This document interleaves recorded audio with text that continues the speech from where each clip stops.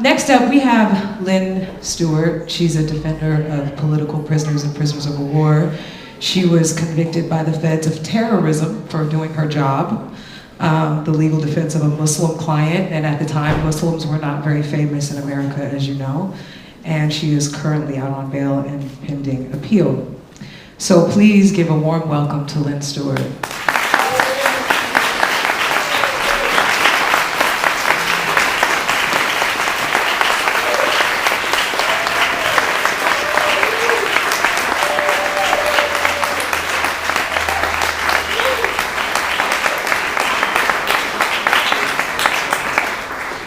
So somebody asked me, what do you do now that you're disbarred? I said, I agitate.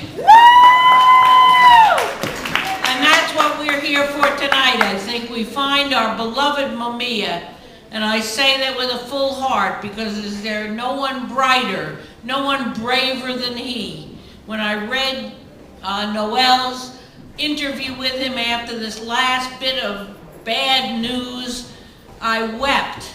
But I knew that he would come out fighting, and we have to come out fighting as well.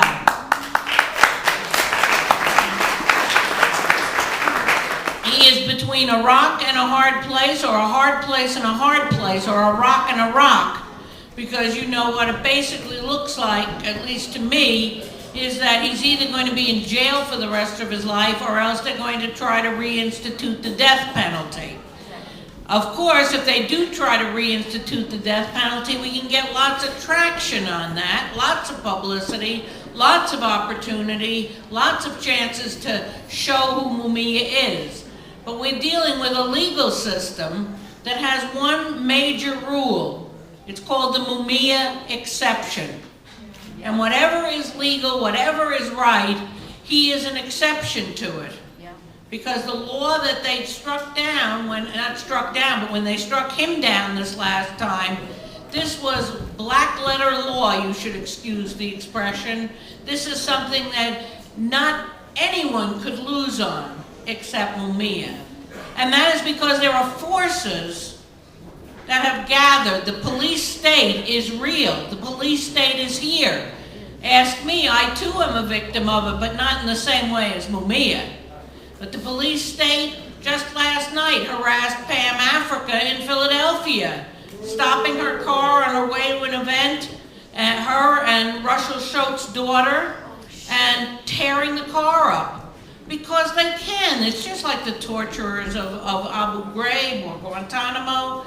They can do it, they can get away with it, and we are the only thing that can stop that. That's right. We can stop that.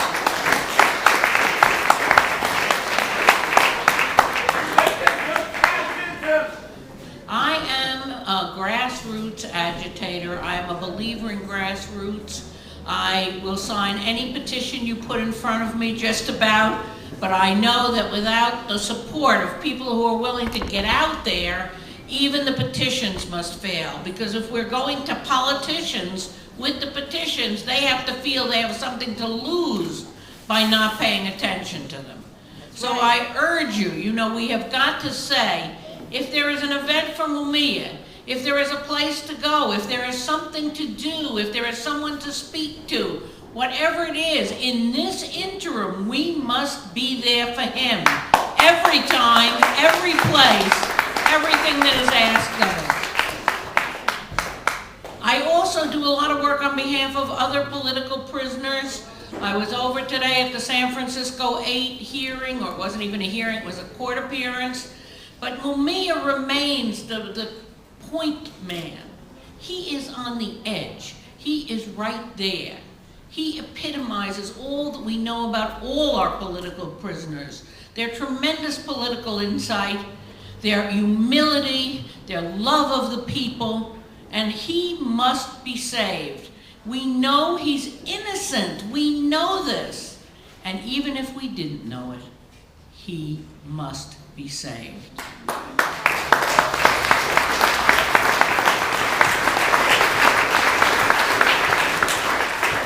I'm going to end. I promised Noel I'd be 5 to 7 minutes, absolutely, so I'm going to live up to that. I want to close by reading an oldie but a goodie. I don't always agree with Frederick Douglass. I certainly didn't agree with him when he left his friend John Brown high and dry in Harper's Ferry. But he spoke some wonderful words, and his 4th of July speech is among them. And I just want to read these words to you tonight because the struggle has never ended. The struggle is still before us. People were urged then, if you break the law, you break the law. The law is unjust, and we must think in those terms as well. Someone might say to me, Lynn, what are you saying? You're going to get yourself in trouble saying that stuff. I said, trouble? Could I be in any more trouble than I'm in right now? Oh, no. So anyway, I'm going to read you a little bit of Frederick Douglass.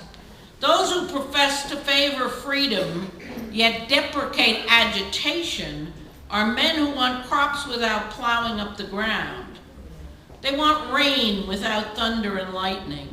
They want the ocean without the awful roar of its many waters. This struggle may be a moral one, or it may be a physical one, or it may be a both moral and physical, but it must be a struggle. Power concedes nothing without a demand. It never did, and it never will. We are the demanders. We are what teeth in the demand. The people, yes. Remember your important role. To come out to meetings like this, but also to come out if there's a vigil or a march or something that also spells out how we feel, what we want, and the importance of this magnificent man, Mumia Abu-Jamal. Thank you. Thank you.